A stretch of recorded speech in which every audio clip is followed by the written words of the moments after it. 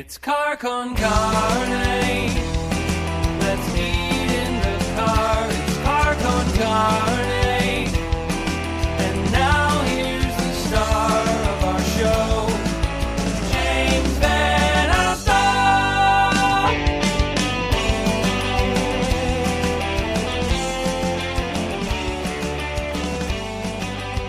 Welcome to Car con Carne. I'm James Van Alstyne. And just a quick programming note, if you missed it, busy podcast lately. Yesterday, we recorded with The Slugs, Chicago band The Slugs, back together headlining Pravda Fest at Sketchbook at the end of the month. And earlier today, previously on Car con Carne, Jughead from Screeching Weasel, the long-running, beloved punk band from Chicago, Jughead, who's also become quite a fantastic podcaster with Jughead's Basement. That episode just debuted today. Right now, well, he's Private First Class Omar Ulmer from Inglorious Basterds, and as an actor, you probably know Omar Doom from that movie, Death Proof, Grindhouse. Omar started out as a musician, and music is what brings him here. His new EP, Straight Razor Volume 2, comes out next week, and it's a get in your car late at night, drive fast, propulsive, EBM, Darkwave sort of thing. Omar Doom, hello. Hello, thanks for having me. I like that intro. It is. I mean, every time I listen to this, like I want to get in the car when the moon is out and I want to drive fast and I want to do bad things. Okay. All Mission right. accomplished? Yes, exactly. The plan worked. I mean, this is club music for dark people. Yes. I would say that there's definitely some menacing drum beats going on there, and coupled with some driving bass lines that overall I give a kind of a dark atmosphere, and with a little bit of a cinematic quality maybe. But yes, also, a lot of it is heavy on the dark side. So, well, in the cinematic quality, I guess we should expect. I mean, you're an actor, you're in movies. Do you think visually? I mean, is it possible to think visually as you create music? It is possible to think visually. I'm a very visual person. I was a painter originally. Well, music probably came first, but so yeah, I definitely think of things like what you said. Like sometimes I make a song that's like I want a song for someone that's driving in their car and they're in this mood. Straight Razor Volume 2, again, it comes out on the 17th and everyone can digest it. I do want to talk about a couple of the songs, even though it's always weird, Omar, on a podcast talking about music, because on a podcast you can't play music. So it's one of those things like, take my word for it, it's awesome and here's why. Astaroth, when I first saw the name of that song, I'm like, that's got to be something demonic. Sure enough, Google that, the Great Duke of Hell. Pretty safe bet. It sounded like something that Raven from Teen Titans would say. My favorite song of the five, and this is an EP, it's the second Straight Razor EP, is Mantis. And I keep going back and forth, but it's the tempo, and it almost, this sounds like a John Carpenter score gone completely off the rails. There's something special about this one. Yeah, that's definitely a compliment, because John Carpenter is definitely someone I've always looked up to, not only just for his movies, but for the music that he makes. Because, he writes, directs, and does the score of his movie sometimes. And that's definitely something that I'm working up to doing. And definitely I can definitely hear the style similarities that you're talking about. Mm-hmm. I'm definitely influenced by a lot of old movie soundtracks. Actually, the name Straight Razor comes from, are you familiar with like the Giallo Italian horror films of the 60s and 70s? Well, in those movies, there were usually like a black gloved killer and, the film tropes that are like, and they would often have as their murder weapon a straight razor, like Dressed to Kill, mm-hmm. Blood and Black Lace, all kinds of movies. And the film, the reference is spot on. And there's a gradual build to this one that I just love. But I mean, sonically, everything falls in line together. I will say Lady Midday, which is the last of the five songs, almost has a brighter tone to it, almost like a more joyful tone to this admittedly pretty dark set of songs. Am I hearing that right? I don't know if it was. I was definitely sad when I wrote that one. The rest of them, I wasn't. That was like, I think I was going through a breakup during when I wrote that one. And I actually structured it instead of the dance structure that usually you would hear. I structured it in 3 acts, kind of like a movie. And each act has different drums and different mood to it. And it's definitely a lot different than anything else I've done. It's more along a synthwave kind of vibe, I think. And I wasn't even sure if I was going to put it on, but see, that song was the main title track to the movie Spree, which stars Joe Keery of Stranger Things, David Arquette, Misha Barton, a bunch of people. And I just keep getting messages. Where can we hear this? Where can I buy this? And I was just thought eventually, I better just put it on this EP. I saw Gary Newman here in Chicago a couple months ago, and he looks like he's somehow reversed the aging process. And I had Howard Jones on the podcast about a month ago. I'm convinced that the synthesizer is like the fountain of youth. Like the more you release music, you're going to be like 15 years old by the time you're all done. There's something about that instrument. Well, I am 45.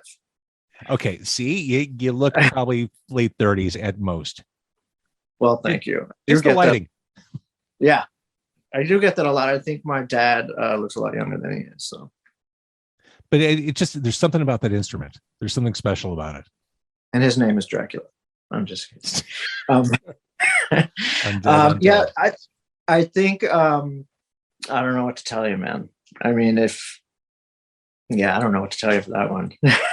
Well, let's talk about the movies. Let's talk about the cinematic side of the cinematic stuff.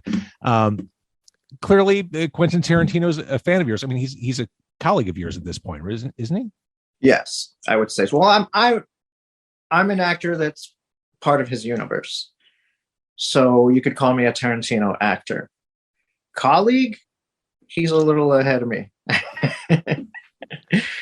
What was Once Upon a Time in Hollywood his best, or is it impossible to pick one? Well, actually, most people say that Pulp Fiction is their favorite, right? Or for a long time. That's the easy one. That's the easy one to say. Right. For a long time, it was the case, right? And then Inglorious Basterds comes around, and then I start hearing people start wondering, like, wait, which one do I really like more? And I was really surprised by that, because I always thought that Pulp Fiction would just be his, his tour de force, and more and more people are saying that they're not sure or which one they like better. And he has publicly said, actually, that in 100 years that might be the one that they remember him by, Inglorious Basterds. Well, and my God, the cast. I mean, you're in it. I mentioned that, but I mean, Brad Pitt, obviously. Eli Roth, the Bear Jew, Michael Fassbender, Diane Kruger, Daniel Bruhl, B.J. Novak. I mean, what a stunning collection of talent in that one, and everyone just kills it.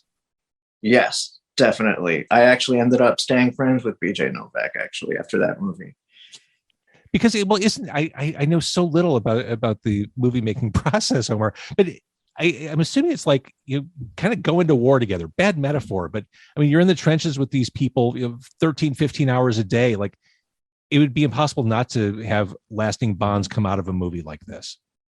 Yeah, I'm not surprised either. And it was like, I mean, I'm not going to compare acting in a movie to being in a war, really. Right. Like I said, terrible metaphor. Right. But at the same time, there was a camaraderie that I think you're speaking of between the Bastards that is, that still resonates today, probably. So what do you think is a tougher grind in the digital age, being an independent filmmaker or an independent musician? Okay, well, for a while, pre-pandemic, I would have said music. Okay. Post-pandemic, I would say film. Because people are starting to figure out, ever since music became, it became impossible to make money with releasing music, people started figuring out new ways of doing things. And we're in that process with film right now. People are starting to try to figure out new ways, but we haven't really gotten there. There's lots of experimenting going on. So I don't think we've really landed on what the future of film is really going to be like. Because, it's changing so rapidly. With music, I don't see as rapid of a change.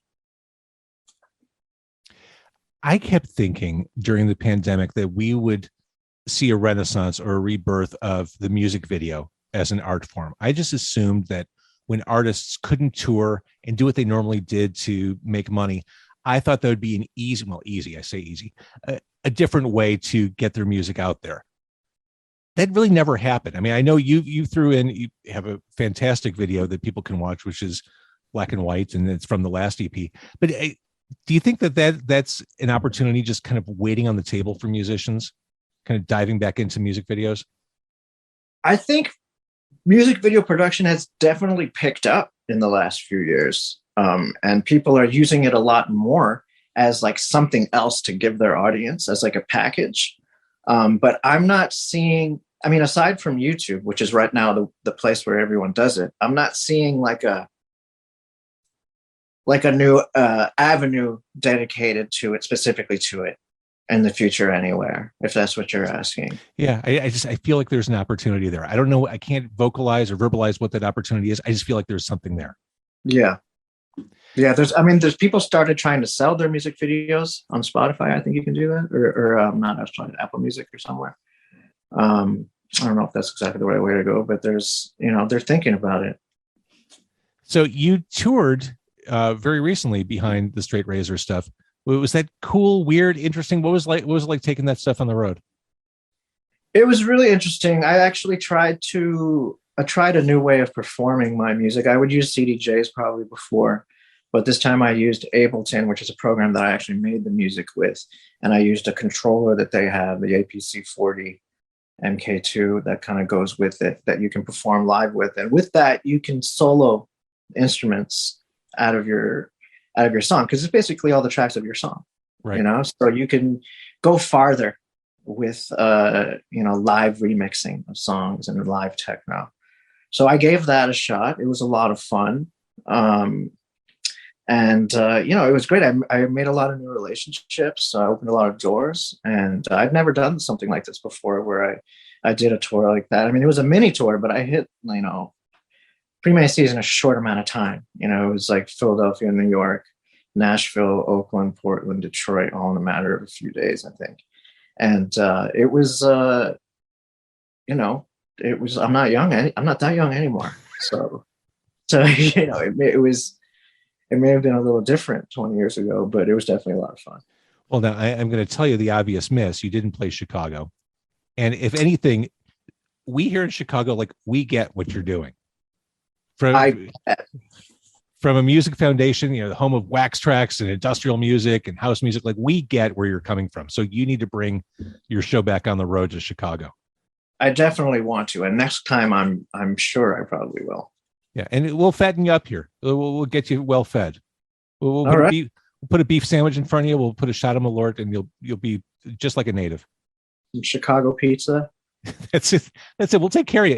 It's I swear to God, whenever someone has a guest from out of town in Chicago, it becomes the mission of the host to make that person 5 pounds fatter by the time they leave town. Oh, let's go to this restaurant. Let's get this pizza. Oh, have you ever had a beef sandwich? How about with sausage on it? How about with jardinera? Have you had it dipped in gravy? Okay, so when you come to Chicago, we'll make sure we add 5 pounds to your girth. This sounds good. I love eating.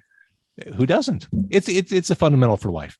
Omar Doom, the new EP, it's awesome. Like I said, I can't wait for people to hear it, because it is one of those things, when you hear it, it just clicks oh yeah, I want to play this really loud. I want to be irresponsible as I'm listening to this. I want to drive fast and take chances.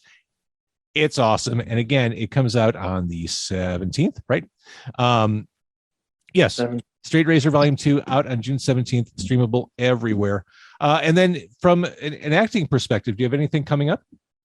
Not right now. I definitely want to do some more acting in the future. Right now, I'm spending all my time on this, but definitely watch out for more acting. I do have another show coming up if you're in Los Angeles at Das Bunker, which is a long-running industrial party. Yeah. It's been going in Los Angeles 20 years or something. It's at Catch 1, July 8th. You can catch tickets for that on omardoom.com, and you can listen to new music there. Soon you'll be able to buy some merch that I'm making. Sweet. I do have lots of friends and acquaintances and people who do watch this from Los Angeles, I know a lot of people on the West Coast, so hopefully we'll fill that room for you. Cool. All right, Omar, thank you. You're amazing. Thank you. Thanks for having me.